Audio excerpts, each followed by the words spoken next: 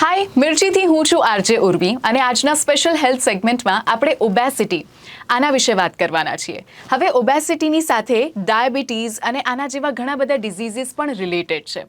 આજકાલ આ બધા ફેક્ટર્સ માત્ર ને માત્ર લાઇફસ્ટાઇલ કન્સર્ન્સ નથી, આ બધા એક ક્રિટિકલ મેડિકલ કન્ડિશન તરફ આગળ વધી રહ્યા છે.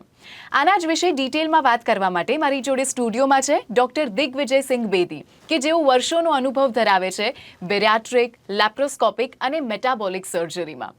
Doctor, welcome to the studio. Thank you so much. તો ડૉક્ટર, સૌથી પહેલો મારો સવાલ તમને એ છે કે ડાયાબિટીસ અને ઓબેસિટી આ બંને સાથે હોવું કેટલું કોમન છે? ઓબેસિટી અને ડાયાબિટીસ બંનેને અમે એવું કહેતા હોઈએ કે એક જ કોઈનના બે સાઇડ્સ છે. It is as common as date. એટલે હવે એક વર્ડ આપવામાં આવ્યું છે જેને ડાયબેસિટી કહીએ. એટલે diabetes plus obesity makes diabesity. So it is so common.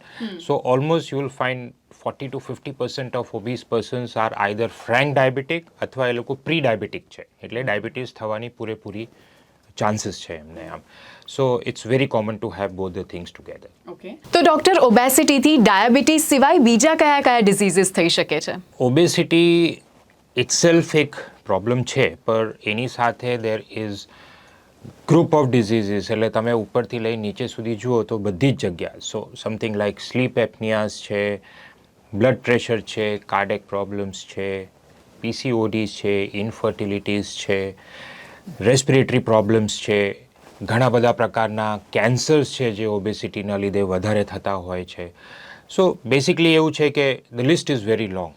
એટલે ઘણા બધા પ્રોબ્લેમ, ની ઇશ્યુઝ છે, જોઈન્ટ પેન્સ છે, તે એ બધા. એટલે સો ડાયાબિટીસ સાથે જસ્ટ ડાયાબિટીસ જ નહીં, ઓબેસિટી સાથે lot of other diseases also associated with it. Okay, અને ઓબેસિટીને મેનેજ કરવા માટે કયા કયા ઓપ્શન્સ અવેલેબલ છે, અને એમાં પણ સૌથી વધારે એટલે કે લોંગ ટર્મ કયો ઓપ્શન ઇફેક્ટિવ રહેશે? ઓબેસિટી કેટલું છે એને ગ્રેડ કરવામાં આવે. Okay, so it is graded on the basis of body mass index, okay, જે તમારું વેટ અને હાઇટનો એક રેશિયો છે. રાઈટ. સો હવે normal BMI is between 19 to 25. 19 થી 25 જેનું બીએમઆઈ હોય એ નોર્મલ છે. 25 થી 30ની વચ્ચે હોય એ ઓવરવેટ છે. 30 થી 35 ઇઝ ઓબેસિટી. અહીંથી ઓબેસિટી એકચ્યુઅલી ચાલુ થાય છે 30 onwards. Then there is grade 1, 2, 3, 4, 5 and onwards. So nowadays બહુ કોમન છે to find people who are super obese, which means they are more than 50 BMI. સો આ ગ્રેડિંગ પ્રમાણે એમના માટે ટ્રીટમેન્ટ ડિવાઇસ થાય.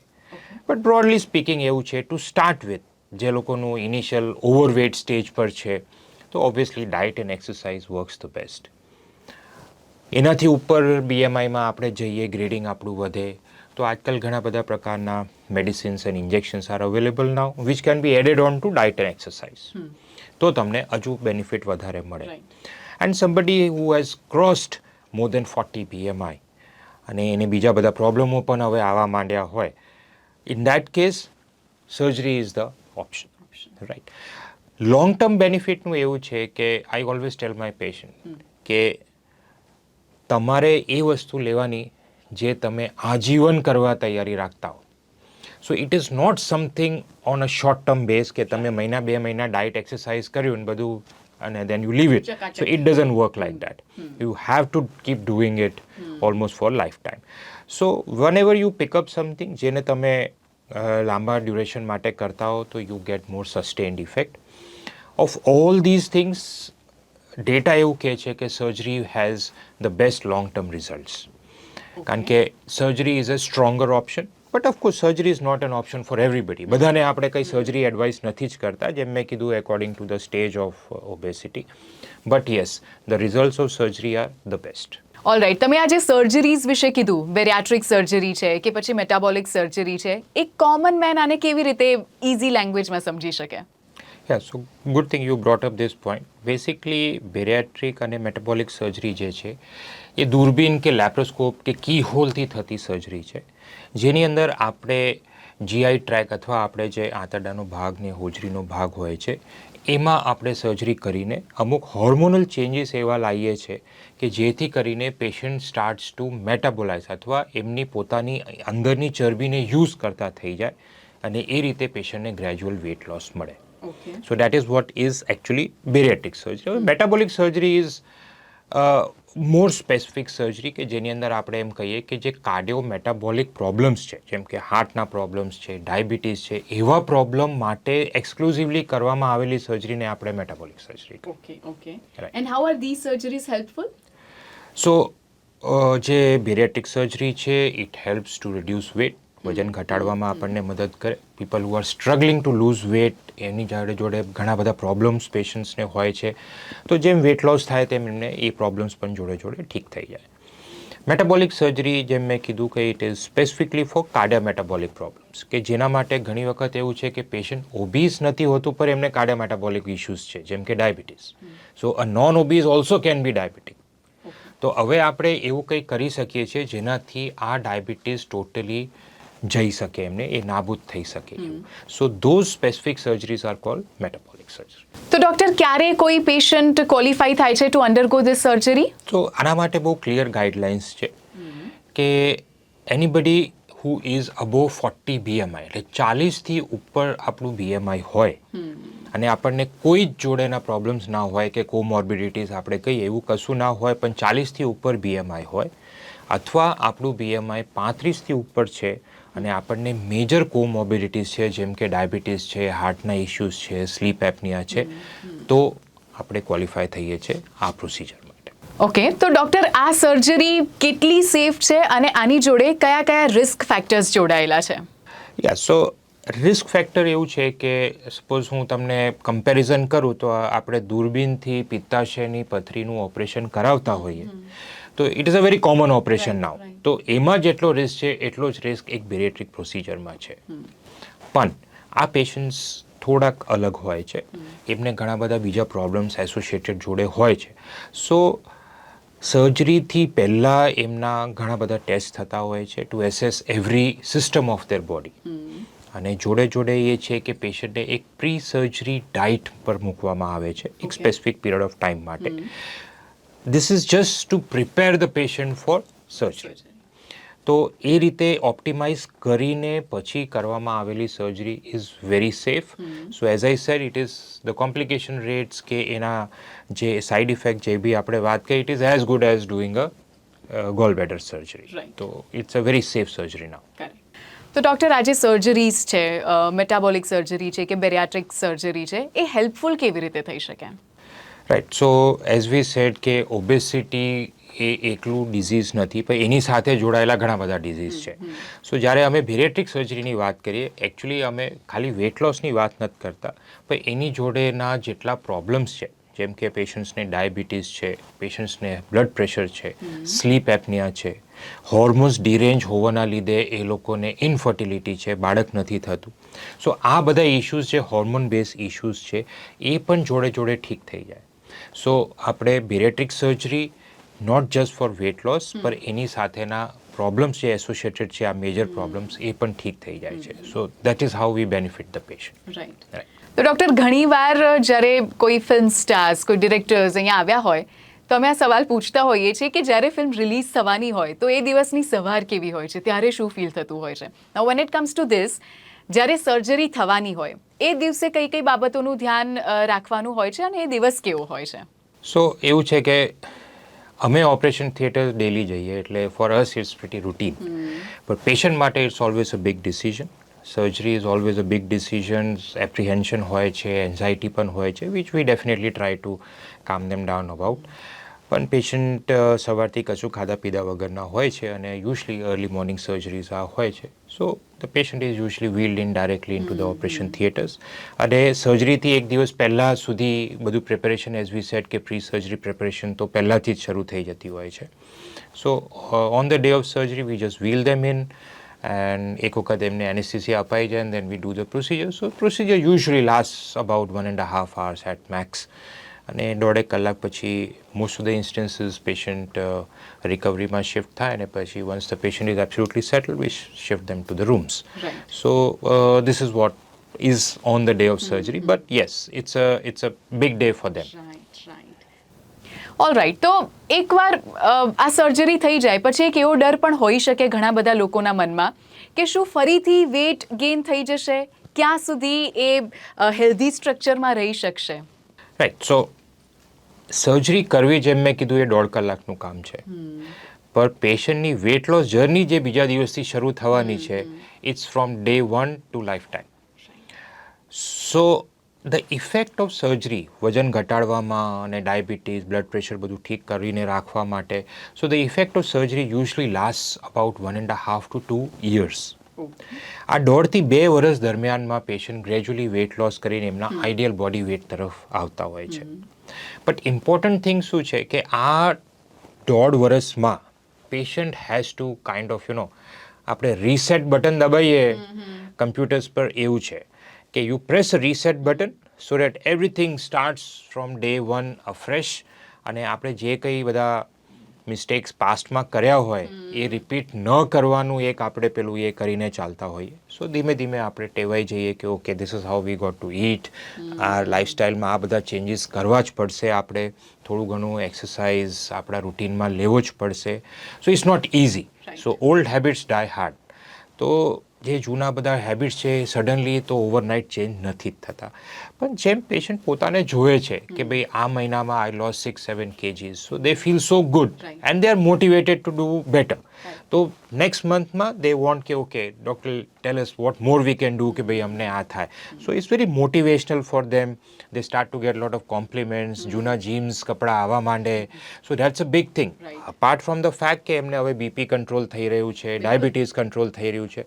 સો in all and all, first 2-3 months માં patient gets a very good positive vibe about this thing. They get motivated. એમને હજુ વધારે પેલું એ છે, અને વર્ષથી 1.5 વર્ષમાં they learn કે ભાઈ અમારે આ રીતે જ ખાવાનું છે, આ રીતે જ આપણે ચાલવું પડશે. સો દેટ્સ વોટ they do. સો એ જે જર્ની છે એની અંદર the best thing is how good the surgical team is. So we have dietitians, we have psychologists available, physiotherapists available, જ્યાં પેશન્ટને એક હેલ્પની જરૂર રહેશે જ. So they need to at all the stages we need to tell them કે શું ખાવું, કેવી રીતે ખાવું, what kind of exercise they can start. Body toning exercises છે. ઘણી વખત વેટ લોસની સાથે સાથે અમુક સાયકોલોજીકલ ઇશ્યુઝ પેશન્ટને હોય છે, also has to be tackled. So in all and all the complete team takes care of that thing. અને એ આખું પ્રોસેસ થતાં કરતાં and then at the end of an year or half you say કે હવે આપણે એક complete પેલા એના ઉપર છે. પણ તાળી તો 2 હાથથી જ વાગશે. સો અમે સર્જરી કરીએ, અમે આ બધું સપોર્ટ બી પેશન્ટ્સને આપીએ, પણ પેશન્ટે એમના તરફથી પણ એટલું જ યોગદાન આપવું પડશે two get the best result. અચ્છા, ઓકે. અને હવે કોમન મેનનો બીજો એક સવાલ, આ જે સર્જરી છે એ મેડિકલ ઇન્સ્યોરન્સમાં કવર થઈ જાય છે? યા, સો 2018 સુધી નહોતી કવર થતી. 2018થી they have started to include this in mediclaim. એટલે પેશન્ટને કેશલેસ ફેસિલિટી પણ મળે આની. But there are certain riders કે એ લોકોના એક રૂલ્સ એન્ડ રેગ્યુલેશન છે. તો એની અંદર સૌથી પહેલું એવું છે કે આપણી ઉંમર 18 વર્ષથી ઉપર હોવી જોઈએ. સેકન્ડ રૂલ એવું છે કે BMI ક્રાઇટેરિયા જે છે 40થી ઉપર જો કોઈ બી મેજર પ્રોબ્લેમ ના હોય, અને 35થી ઉપર જો કોઈ મેજર પ્રોબ્લેમ હોય તો. અને મેજર પ્રોબ્લેમમાં એ લોકો ડાયાબિટીસ અને બ્લડ પ્રેશર અને સ્લીપ એપની આ 3ને જ ગણતા હોય છે. રાઈટ. અને third and most important thing is કે તમારી પોલિસીના એટલીસ્ટ 48 months કમ્પ્લીટેડ હોવા જોઈએ. So this are the points. જો આ આપણે વેલિડ થતા હોય તો ડેફિનેટલી એમને કેશલેસ બેનિફિટ મળી શકે. All right. તો એકવાર આ સર્જરી થઈ જાય પછી એક એવો ડર પણ હોઈ શકે ઘણા બધા લોકોના મનમાં કે શું ફરીથી વેટ ગેઇન થઈ જશે, ક્યાં સુધી એ હેલ્ધી સ્ટ્રક્ચરમાં રહી શકશે? સો પેશન્ટ્સ પણ અમને આ પૂછતા જ હોય છે, અને ઇટ્સ વેરી વેલિડ ક્વેશ્ચન કે એક સર્જરી જેવો મોટો ડિસિઝન લીધો હોય તો શું ફરી પાછું વધી જશે કે એવું. So yes, I always tell my patient, થોડુંક મોર્બિડ છે આ સ્ટેટમેન્ટ, કે once an obese always an obese. એટલે સર્જરી એક બહુ જ કારગર ટૂલ છે, બહુ જ સ્ટ્રોંગ ટૂલ છે જે આપણને વેટ લોસ સારું આપી શકે. પણ એ વેટને મેન્ટેન રાખવા માટે patient has to always take care કે એનું લાઈફસ્ટાઈલમાં શું છે, ખાવા પીવાનું કેવું છે, એક્સરસાઇઝ એના રૂટીનમાં છે કે નહીં. આ બધી વસ્તુનું ધ્યાન તો એમને રાખવો જ પડશે. સો હું એમને એવું જ કહેતો કે એવરી ડે વેન યુ ઈટ ખાતા તમે મોઢામાં નાખો એટલે મને યાદ કરી જ લેવાનું તમારે. સો that's the only way to keep check on કે તમે શું ખાઓ છો કેવી રીતે. બિકોઝ સર્જરી પછી ભલે ક્વોન્ટિટી ઓફ ફૂડ ઘટી જાય but you can definitely eat bad thing. એટલે ઓછું ખાઓ પણ સારું ખાઓ is what we always tell the patients. તો આ રીતે પેશન્ટ ચાલે તો there are very very less chances that patient will regain back the weight. Diabetes blood pressure પણ જે ઠીક થઈ ગયેલું હોય છે એના પાછા આવવાના ચાન્સીસ બહુ જ ઓછા છે provided patient does take good care. અને one more point that I would like to add on this thing is કે always stay connected with your doctor. લોકો વેટ લોસ થઈ ગયું બધું સારું થઈ ગયું દેન દે રૂટીનમાં બિઝી થઈ જાય તો પછી ક્યાં જવાની જરૂર છે એવું નહીં કરવાનું. બટ જરા ફિઝિકલી ના આવી શકો તો પણ ઘણા બધા રસ્તાઓ છે આપણે કનેક્ટ રહી શકીએ.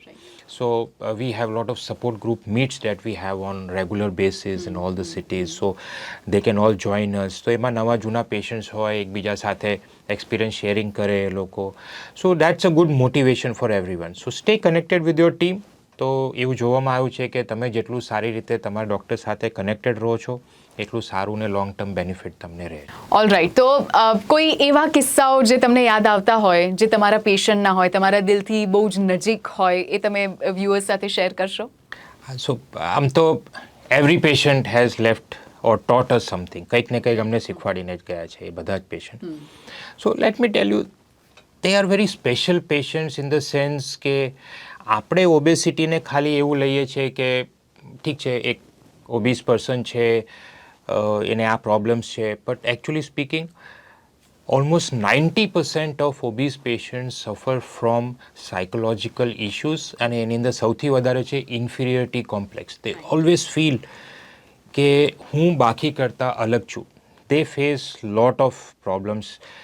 કદાચ એરપ્લેનમાં સીટ પર ન બેસી શકે લોકો મજાક પણ પાછળ એમના ઉડાડતા હોય છે કપડાં નથી મળતા that also is a big issue. So there is lot of psychological issues attach to this thing. So we had a very young patient.